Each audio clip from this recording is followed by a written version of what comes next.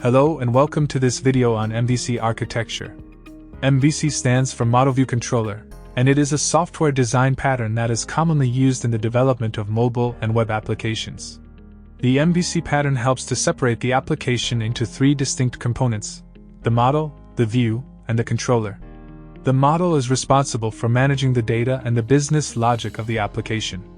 It is the part of the application that communicates with the database and performs all of the necessary calculations.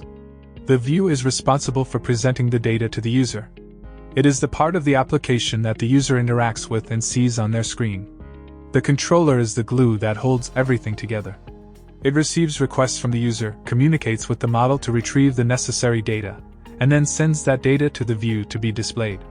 The MVC pattern helps to keep the code clean and organized by separating the different parts of the application into distinct components. It also makes it easier for multiple developers to work on the same project, as each component can be worked on independently. That's a brief overview of MVC architecture. I hope you found this video helpful. Thanks for watching.